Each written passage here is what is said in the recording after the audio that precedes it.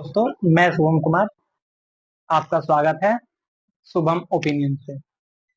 आज हम बात करेंगे बिहार में कुछ राजनीतिक घटनाक्रम पे, जो कि आज घटित हुई है, जो कि बिहार आने वाले बिहार विधानसभा चुनाव में बहुत ज्यादा ही कुछ अपना असर दिखाएगी।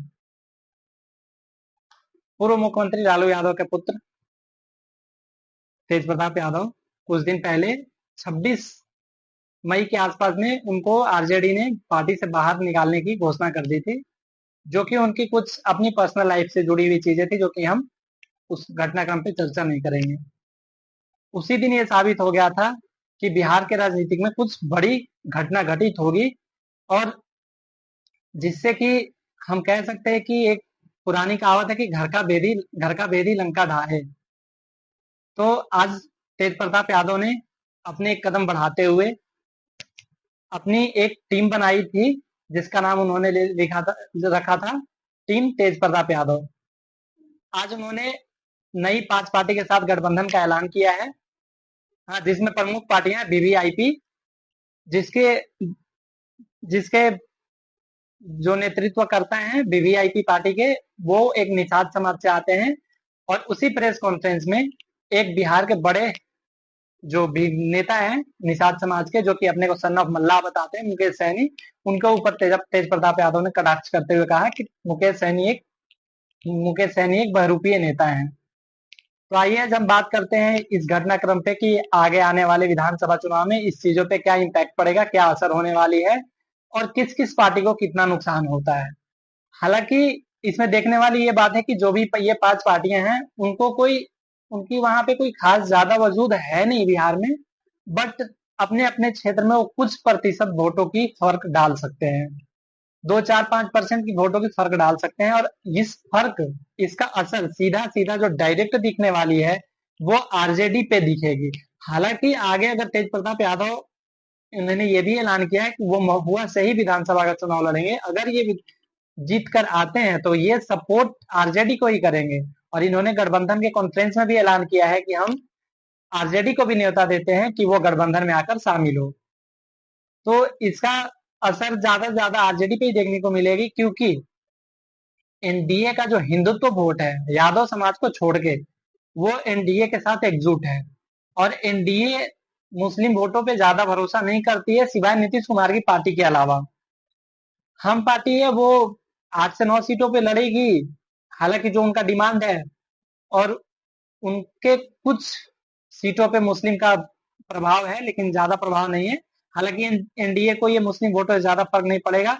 लेकिन तेज प्रताप यादव अगर चुनाव लड़ते हैं तो सबसे ज्यादा नुकसान जो होनी है वो आरजेडी को होनी है, क्योंकि आरजेडी का कोर वोटर है, जो जिसको कि आरजेडी एमआई समीकरण से जानती है, मुस्लिम यादव समीकरण। तो मुस्लिम मुस्लिम वोटों का ध्रुवीकरण हो चुकी है। जो जो भी बिहार में 2-3 नई पार्टियां बनी है, जैसे जनसुराज के तरफ भी मुस्लिम काफी आकर्षित हो रहे हैं, और कुछ वोट जनसुराज का जो है वो आरजेडी का मुस्लिम का वोट जो जनसुराज की ओर ट्रांसफर होगी, जो कि हमें पिछले उपचुनाव में देखने को मिली है, जिसपे कि आरजेडी सारी की सारी, या इंडिया गठबंधन कह ले तो सारी की सारी सीटें हार गई थी।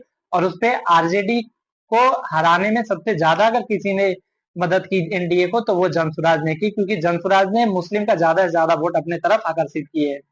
ज्यादा से ज्यादा वोट उनकी इसकी तरफ ट्रांसफर हुई है, जनसुराज की तरफ।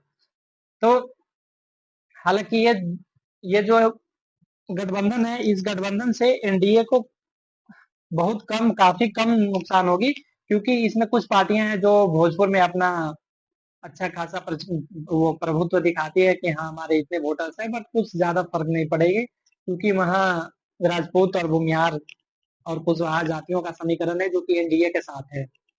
तो सबसे ज्यादा जो इम्पैक्ट पड़ेगी वो आरजेडी पे ही पड़ने वाली है, क्योंकि जो भी वोट कुछ लालू यादव के बड़े बेटे होने के नाते तेज प्रताप यादव को ट्रांसफर होगी, वो भी आरजेडी को ही पहले जाती है। अगर तेज प्रताप आरजेडी में होते तो, जो कि अब तेज प्रताप वाली गठबंधन में जाएगी। तो इसमें कुल मिला के जो नाफा घटित जो भी होने वाली है, नुकसान जो होने वाली है, वो होगी आरजेडी को। और बात करें इंडिया गठबंधन में और पार्टियां हैं, तो इंडिया गठबंधन में जैसे कांग्रेस है, तो कांग्रेस बिहार में आरजेडी के नैया पे ही सवार है। अगर आरजेडी डूबती है तो कांग्रेस डूबेगी। कांग्रेस से कोई ज्यादा फर्क पड़ने वाली है नहीं। और आरजेडी को और भी नुकसान है, तो एआईएमएम जो अवैध ओवैसी की पार्टी है, उससे नुकसान होने वाली है, क्योंकि काफी मुस्लिम सीमांचल क्षेत्र में काफी सारे मुस्लिम वोटों को उन्होंने अपने ओर ट्रांसफर कर लिया 2020 वाले चुनाव में। तो इस चुनाव से हम ये प्रेडिक्ट कर सकते हैं, या मेरा ये अपना पर्सनल मानना है कि इस वोट से एनडीए को फायदा ही है, इस गठबंधन से। इससे एनडीए को कोई नुकसान नहीं है, ज्यादा से ज्यादा आरजेडी को नुकसान है। और आने वाले चुनाव में, हालांकि अभी जन स्वराज एक अच्छी इंपैक्ट दिखा रही है, उनकी रैलियां में भीड़ काफी बढ़ रही है, काफी लोग बढ़ चढ़ कर हिस्सा ले रहे हैं, बट उतनी इंपैक्ट नहीं दिखा पाएगी अभी, क्योंकि उनका अभी बेस बनाने में काफी टाइम लगेगा। कम से कम 5 से 10 सालों का उनका टाइम लगेगा। हालांकि प्रशांत किशोर ने अच्छे मतलब काफी सारी पार्टियों को चुनाव जीतने में मदद की है, बट जमीनी स्तर पे अपनी तरफ वोट को ट्रांसफर करने में थोड़ा टाइम लगेगा, अपने बेस बनाने में टाइम लगेगा। तो मेरा मानना यह है, मेरा अपना मत यह है कि कांग्रेस को तो कोई इम्पैक्ट नहीं पड़ने वाली। कांग्रेस तो बिना क्या बोलते बिन पेंदी का वहां लौटा है, उसका कोई अपना वजूद है नहीं। जो भी वजूद है वो आरजेडी के सहारे ही उनका वजूद है इंडिया गठबंधन में। तो इस गठबंधन का जो सबसे ज्यादा इम्पैक्ट या असर बोले तो पड़ेगा, वो आरजेडी पे पड़ेगा। और आने वाले चुनाव में मुझे तो एनडीए की सरकार बनती दिख रही है, क्योंकि इस गठबंधन से एनडीए को काफी हद तक फायदा होगा। जितना आरजेडी का वोट का ध्रुवीकरण होगा, उतनी ज्यादा एनडीए को फायदा होगा, क्योंकि आरजेडी में काफी कुछ ऐसे नेता है जो अभी भी अगड़ी जाति और पिछड़ी जाति पे भूले अटके हुए हैं। अगड़ी जाति और पिछड़ी जाति पे अटके हुए हैं, तो वो ऐसे ऐसे बयान देते रहते हैं जिससे कि उच्च जाति का नेता, उच्च जाति का वोटर उनके साथ शामिल नहीं हो सकता अभी भी।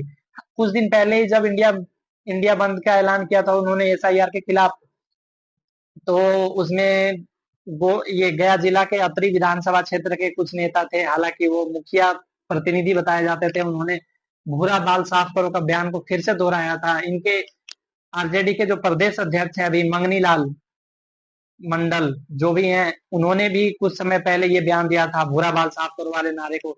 तो इनके साथ अगड़ी जाति की वोट, ये हालांकि ए टू जेड की समीकरण तेजस्वी यादव बताते हैं, बट इनके साथ जाने को तैयार है नहीं। और यूथ की बात करें तो नीतीश कुमार ने अभी हाल के दिनों में ऐसे कुछ कुछ पिटारे अपने खोले हैं, राजनीतिक पिटारे खोले हैं, जिसके तरफ महिलाएं और यूथ नीतीश कुमार की तरफ आकर्षित हो सकते हैं। ऐसे तो नीतीश कुमार बिहार की राजनीति में एक धूर कहे जाते हैं, उनके बिना बिहार में सरकार बनाना संभव है नहीं। तो नीतीश कुमार को इनसे नुकसान नहीं है, इस गठबंधन से जितना नुकसान है आरजेडी को ही नुकसान है। हम अपनी इस बात को यहीं पे खत्म करेंगे, ये बोलते हुए कि इस गठबंधन जो अभी नई नई गठबंधन जो तेज प्रताप यादव के नेतृत्व में बनी है, उसकी ज्यादा असर जो देखने को मिलेगी वो मेनली आरजेडी पे ही मिलेगी। हालांकि उतनी खास असर नहीं होगी इस गठबंधन का, बट आज जो भी असर होगी वो आरजेडी पे ही होगी, खास पार्टियों पे या खास गठबंधन पे और कुछ ज्यादा असर नहीं पड़ने वाली है। धन्यवाद।